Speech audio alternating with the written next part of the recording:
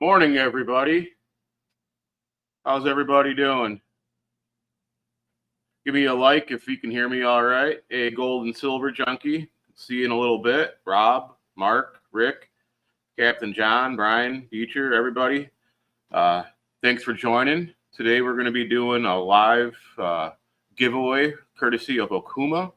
Today we're going to give away the new Convector B Series reel. Let me take this out of the box. It's a really nice reel. So I've sold a bunch of these already, and everybody likes them a lot. So this is the new Convector right here. I know we showed them off in the past, but now we're giving them away for free. So make sure you're watching it totally live so that we can get that in, so that you're up to the normal time on here. So, but yeah, that's it. We're also going to be giving away next week the new Diamond Elite series from Okuma, and this is their copper rod, the 7-foot copper rod. It's a really nice rod, actually. I'm looking forward to these. I think these are going to be really good sellers. Great action on it. Very nice rod. Come and check them out. They're not for sale yet. These are just for the giveaway, but you can come and check out what we've got so far. Next week will be this copper rod. I have some other models as well. It's a 7-foot one-piece rod here, so it's really nice. All metal guides on it. Just a great rod, good action to it. So we'll be giving that away, and then I think what we'll do is every other week we'll switch from a reel to a rod and take it from there. So next week will be that 7-foot copper rod, and then after that we'll do another reel, and after that we'll do one of their downrigger rods or one of their dipsy rods. We'll see what we got there. But yeah, thanks to Okuma for setting us up just like last year, a whole bunch of rods and reels. So we'll be doing giveaways every week for the next couple months, thanks to them over there. So looking forward to that. It gives you guys a chance to win some free stuff. So but yeah, it's been a pretty busy week here. Got a bunch of stuff in, a little bit of ice fishing stuff, some more stuff for the browns and steelheads coming in. So not a ton of reports, not a ton of fishing going on, but some. So we'll get into that as well. But yeah, let me show you some of the stuff that's come in this week. One of the things I'm most excited about are these clam predators right here for ice fishing. These are a hook setting device, just like an automatic fisherman, which we did get some automatic fishermen in as well. You can't go wrong with either one of them. This is the snapper here. We also have the original bases, but both of these are really heavy duty units that you're not going to be breaking. I used that clam predator a lot last year. I really liked it. I've been using the automatic fisherman for a really long time, and I really like that as well. So you can't go wrong with either one of them. Stop in and check them out. I recommend pairing them up with the Ugly Stick Dock Runner rods, which I'm out of at the moment. Hopefully they're here soon. But that, for the money, is an amazing rod for these things, and you can't go wrong with it. But yeah, check out the Clam Predators. Stop in the store. We'll show you how to use it. It's really simple. Great hook setting device for ice fishing. I highly recommend it if you're going to be hitting these harbors for browns and steelhead, along with the automatic fisherman as well. Like I said, you can't go wrong with either one of them. So they are available on the website right now if you want to order it. But yeah, stop in. You can stop in and check it out if you want. I really like them. So, all right. Hey, Mike, save me. Gold and Silver Junkie says, save me some fish eggs. I'm heading your way. I've got them. So I've got some spawn sacks now. If you guys want to use some spawn sacks, I have a little bit of skein left as well. But it's that time to start switching over to spawn sacks, if you ask me. Pretty soon we'll start having some brown trout spawn. As soon as I think it's time to really start using it, maybe in a week or two is when it's going to be a little more key to have those brown trout eggs. So, morning, Save Our Soil, Rob, Tim, Travis, come on in or order it online. You can get that clam anytime you want. Rich, Mark, Christopher. So who out there has been fishing lately? Been been getting some reports here and there. So yeah, let me know if you have any of your own reports. But let's get into more of the stuff that came in this week. As far as ice fishing goes, we got in some of the schoolie ice fishing rods. Really nice, inexpensive rod. We also got in some of the Beaver Dam Custom Noodle Series rods in a couple different lengths. And then we got in some of the clam jig boxes here in like 3 different sizes. So we've got that.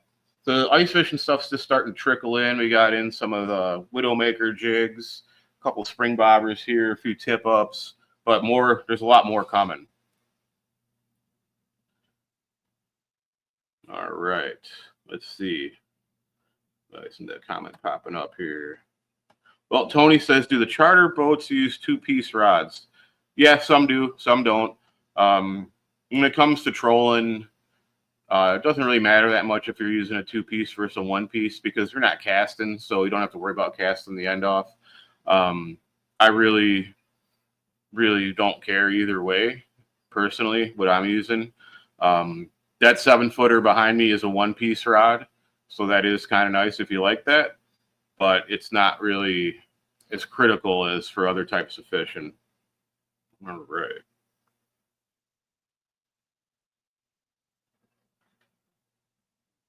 Jasmine says her husband caught a salmon the other day, and before filleting, I got some eggs. How can I fish with those? Well, you can. It depends on how, if they're skein or if they're loose eggs. So we fish them both a little differently. With skein, we like to cure them, and then you can just put them on a hook, just like you're putting on a worm. And if it's loose eggs, we tie those into spawn sacks. And I did videos of these, a couple different videos recently on spawn sacks and skein. So if you go back through the YouTube page, you'll find those videos. But basically, we just tie those eggs into a little sack with a little mesh square and some thread, some elastic thread, and just cut off the end, put that on the hook, and you're ready to fish. I like to fish it under a bobber, but you can fish it on the bottom or drift it, however you want, depending on the situation you're in. But I definitely recommend going back and looking at those YouTube channel or YouTube videos I did a couple weeks ago that'll show you what to do with the eggs and how to take care of them and all that. So up in Wisconsin, 7 salmon got a bowl of loose eggs. Awesome. Yeah. My favorite way to take care of loose eggs is to just put it on pickling salt and krill powder. And again, if you go back to my last YouTube video, you'll find how I do that. I kind of go step by step through it and how to tie it up. All right. Sean says, no steelhead yet, but seen a few. One mondo, but it wouldn't eat. Just cruising, piker starting. No giants that deal. Yeah, there's a bunch of pike. It is getting that time to catch those big ones. So all these harbors have big pike, so it's something to fish for when the trout aren't in full blast yet. SBG's been duck hunting. All right. Daniel says, I had a good amount of bites, bottom fishing, salmon spawn, bombing out in the lake. Nice. Well, did you get bites or were you catching fish? Morning. Morning, Travis. Wish I lived closer to Lake Michigan. It seems like a better fishery than Huron, but I could be wrong. You know, they're different. I'm not as familiar with Huron, but you've got some different options. I think, you know, depending on where you are, there's more walleyes, you know, like Saginaw Bay. You also have Atlantic salmon. We don't really get too many of those, so that's something different. Shy City Yacker is working somewhere else now. So, all right. David says he did pretty good last Sunday in 150 feet of water off Waukegan. Fish solo, 2 nice kings. Nice. Yeah, there's still a bunch of fish out there. It's probably been the best fall for silverfish I can remember in a long time. Rob says he saw a few whitefish being caught off of the pier in Michigan City. That's awesome. I wish we got more whitefish around here off the piers. Morning. Oh, just bites. All right. So we don't know what they were. Will salmon bite leftover Halloween candy? You know what?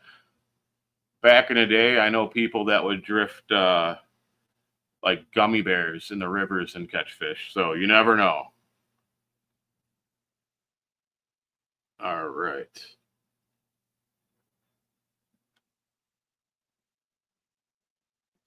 Am I getting any of the new beaver spoon colors or waiting? I'm waiting right now. It's a seasonal thing. So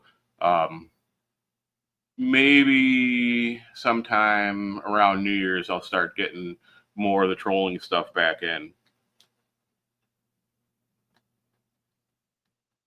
All right.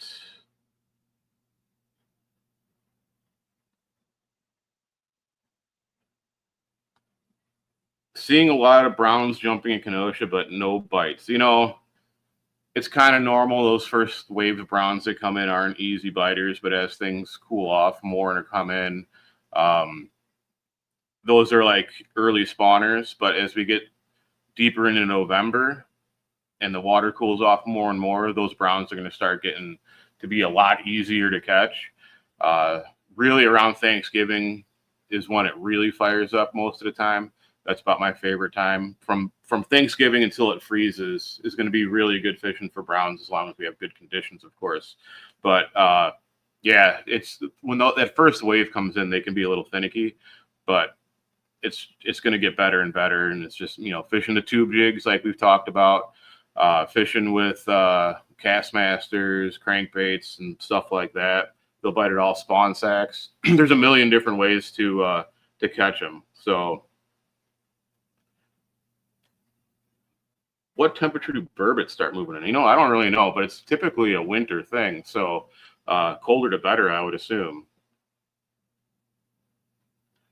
Anyone getting browns? I know there's a few. There's a few in the rut. There's a few in Kenosha. It's just not full swing yet, but it'll get there soon.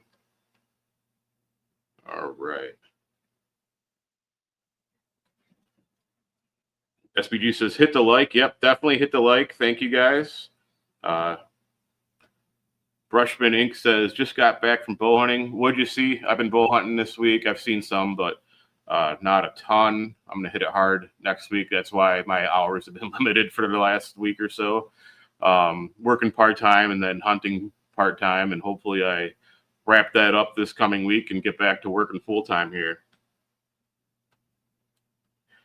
If you have a link to the eggs, toss it. Yeah, I'll throw it in the comments when we're over, when this is over, and then you can check it out afterwards. That way I can just keep going with the live thing now. So more stuff that came in, though. We kind of got sidetracked for like these browns and steelhead coming in. As you know, Brad's thin fish are one of my favorite baits here, and anybody who's been in the store knows that like the first one I grab is this purple one right here. So make sure you have that. The gold one, purple and gold this time of year are my two favorite thin fish. So you can't go wrong with them. They're super easy to use. They cast okay. They compared to other crankbaits, they do cast better than a lot of other crankbaits out there. They just hit the right depth most of the time. They have a really unique action to them. They catch a lot of fish. I just got in a huge shipment of Mepps Flying Seas, still putting them on the pegs. I was just getting them entered into the computer yesterday. But these are great, whether you're fishing in a harbor or casting out into the lake off the piers, because they are heavy. They come in 5/8 and 7/8 ounce. All sorts. I think there's like 15 different colors of them, different combinations of like gold and chartreuse, gold and orange, chartreuse blades, orange blades, glow blades, all that silver blades. So yeah, that is a really good bait to cast from shore. If you're sticking to the rivers, then I kind of like going with a little bit lighter ones, like Mepsicleas are really good. But yeah, and I did get some of those in, but I just didn't get them checked in yet. We got in a bunch of rooster tails, and those are good whether you're casting in a harbor or in a river. Great baits for that. The Widowmaker jigs, like if you're fishing, this is a nice alternative to tubes, a little flashier, a little more tinsel. They come in a bunch of different colors. Really good value too, because they're a 2-pack of tungsten jig heads for $5. Strong hooks on them. They come in 32nd and 16th ounce. And then the last new product that I will go through, we got in I think I mentioned these last week, but we got in a bunch of bombers here. They're available online. So one of my absolute favorite baits. For me, it's like I'm using one of three baits most of the time when I'm trolling around in my kayak. It's going to be a bomber, a thin fish, or a husky jerk. Sometimes a flicker shad as well, but those are my absolutely favorite baits right there. So I'm ready for April. Bring on the spring coho. Yeah, I'm not quite ready for that yet. I want to catch these browns and steelhead coming in first. It's one of my favorite things, and then I'll get into the cohos. But we got ice fishing in between as well. So morning, Randy. All right. Has anyone ever caught a salmon on a hot dog? I bet you could in a river. You know, flossing them. So lures are out of focus on the camera. Yeah, it's autofocus. Sometimes it won't focus in on the lure. It just stays focused on me. It's kind of hard to mess with. So Randy says, I'll call you. I need 4 new poles. I'm driving your way next weekend. Awesome. Yeah, give me a call. We'll get you all set up. So, all right, we'll get into more of the fishing here. So some rainbows or steelhead being caught off of Waukegan, a few browns here and there from the other harbors, nothing full swing, a few browns in the root. We need a bunch of rain. We need things to keep cooling off. It's going to get better and better. But yeah, as far as offshore goes, there's still some fish being caught out there. I'm trying to pull up my last report. Let's see, fishing 4 kings and 1 brown trout, 70, 80 feet of water off Racine, RV flounder pounder, 50 and 60 foot down on riggers, and dancing anchovy on 200 coppers. So that was from Lauren his last report. He had a pretty quick limit there. So fishing's still good. If you can get your boat out deep, there's still some fish to be caught. So yeah, get out there if you can.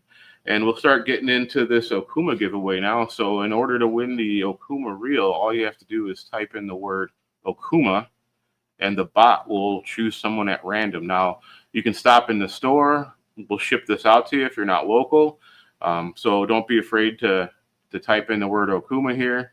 We can spool it up for you if you want as well. But yeah, we'll get that underway. If anybody has any other questions, feel free to ask any fishing questions. So, all right, we're getting a lot of different responses here. I have been asked this week about how I fish the tube jigs, and it does kind of depend on where I'm fishing. If I'm fishing inside of a harbor, especially like Kenosha and Racine, just fishing inside the break walls, around the docks and stuff, I like a lighter setup. I also like it to be a fixed bobber because I'm usually fishing it just 3 or 4 feet down. And I want no weight in between the tube jig or the hair jig and the bobber. I want it to fall really slow and natural. That's why I use a light jig head and light line, like 8-pound fluorocarbon line. And then as I kind of drag it in, it kind of raises up and then slowly falls down. And I drag a little more and it raises up when it falls down on the pause. If I'm fishing off a pier, like, you know, in Waukegan in the spring, jigs, hair jigs and tube jigs are really effective early in the spring for the cohos. But then you want to cast further. So that's when I'm going to use a much heavier setup, almost like a skein setup as far as the bobber goes, so that you can get a lot of weight on there, just cast it out a mile. I don't like doing that inside of Kenosha and Racine because it seems like when you use that heavy bobber, when you get the big splash, it kind of spooks the fish and it just loses its effectiveness. But with those cohos in the spring, just casting out into the lake, it's not nearly as big of a deal. So, but yeah, that's kind of the difference there. And then if I'm river fishing with a jig, then I'll have a split shot down in there just to make sure it gets down, you know, because you have a drift that only lasts so long. I want my bait down to where the fish are as fast as possible. So I'll add a split shot or two, whatever is necessary to get that jig down there. But that's really kind of the basics of tube jig fishing. Of course, you want to make sure that that jig is sitting horizontal. So when you tie it on to your leader, make sure the knot is perpendicular to the jig itself so that the jig stays horizontal in the water, because they will not bite it if it's like this. And of course, you can always tip it with a waxy or a little piece of shrimp or put some gel scent on there, and that helps quite a bit too. So, yep, I do. Yeah, took the words out of my mouth. Yeah, I tip it with shrimp, wax worm. Kenosha, I like using wax worms a lot. Or I'll put a little Procure gel or Atlas Mike's gel in there. It works really well. And just kind of twitch it and stop and go. And it's deadly. I like, it's one of the best things. If you know that there's a good pile of fish where you're at, it's one of the most effective baits to catch bronze and steelhead on. It's pretty incredible. So I've had more double-digit days fishing with tube jigs than anything else over the years. All right. Mike asks, any advice on which harbors to go out of tomorrow in Indiana? Yeah, I couldn't tell you. Hopefully someone in here can give you some good advice there. With tube jigs, do you use tube jig heads or regular jig heads? Like, I use tube jig heads, the ones that you push inside the tube. That's what I like. Like Gamakatsus or Voodoos, they both make really good tube jig heads. So, all right, let's see. We have 70 entries so far. That's pretty good. Keep it up, guys. We'll let this go for another minute, and then I got to open up the store. So, all right. Last chance for any questions before we do the giveaway, and then I have to open up the shop here. So, yeah, definitely, if you guys aren't, from pretty much now until April, tube jigs are really good. I'm going to use them ice fishing as well. So, pretty much, like, I can just fish a tube jig through the ice all winter long for brown and steelhead with a waxy on there. So, white and pearl are typically the most popular colors. In the spring, I like using some of the flashier stuff like this for those cohos, but otherwise, yeah. All right. Brown eggs probably next week or the week after.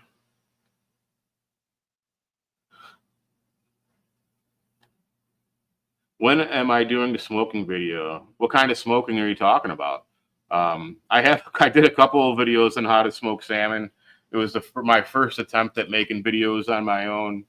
I might redo it. We'll see. Parts of it I liked and parts of it I didn't like. I might have to get some more fish and start smoking more salmon just to do another video. All right.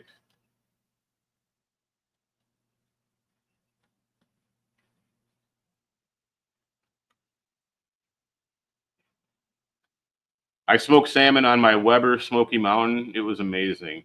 Yeah, you know what? I smoke all my salmon on my Weber. I don't have a Smoky Mountain, but I've got a 26-inch kettle, and I've smoked it with electric smokers. I've used pellet smokers, and I always end up going back to the Weber. I think it doesn't have to be a Weber, but using actual fire, charcoal, and wood definitely gives me better results than using electric or a pellet grill or something along those lines. So, yeah, I'll definitely have to finish up that video or redo the video I did. So, SBG says, what wood do you use? I mostly use alder for trout and salmon. Alder is definitely my favorite for smoking salmon. Sometimes I'll mix it up with apple or whatever, but I really like alder. But what I've found is, depending on the kind of smoke you're using, it kind of changes. Like if you really want a lot of smoky flavor and you're using an electric smoker, alder won't give as much flavor. It's because you have to, I'm trying to think of the right, it just seems like it doesn't burn enough. It's a milder wood. So a lot of people I know that use electric smokers, they'll use stronger wood, stronger scented wood to smoke. Whereas with charcoal and wood mixed, I get a stronger flavor out of the milder wood. So there's definitely an art to it all when it comes to just the type of wood, how you're smoking it, brining it. It's a real balancing act. So it takes some practice there. Yeah, the snake method is a good way to do it. I don't even do that anymore for the salmon, at least. I will do that with other things like ribs or whatever. But with the salmon, I want that temperature to be so low that I just light up like 3 charcoals, and then I get the big chunks of alder. I don't like using the little chips, so I have to order it online. The big chunks that are like the size of my fist, I just put one of those on there, and then I can smoke it at like a really low temperature, and that one chunk is going to last the whole time. And if it does start to dip down, if I wanted to raise it, I just add another charcoal here and there. That's the way I do it, but that snake method works good as well.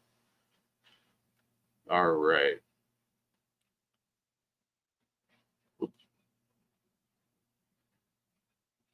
Just kind of screwed something up here.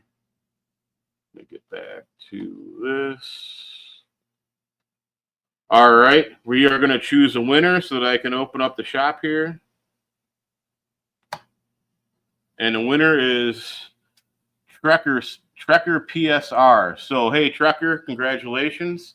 Give me a call here at the shop, and we can arrange how you get the reel. And that's it. Everybody have a good weekend. And we'll take it from there. Good luck fishing this week. See if I can get back to the comments on here. There we go. All right. Yeah, give me a call back. Give me a call here at the shop, and we'll get that reel to you. And everybody else, better luck next week. We'll have that rod. It's an awesome rod. And good luck fishing this week, guys. If you need anything, you know where to find me. Stop in the store or give me a call or order it online at lakemichiganangler.com. Have a good one, guys.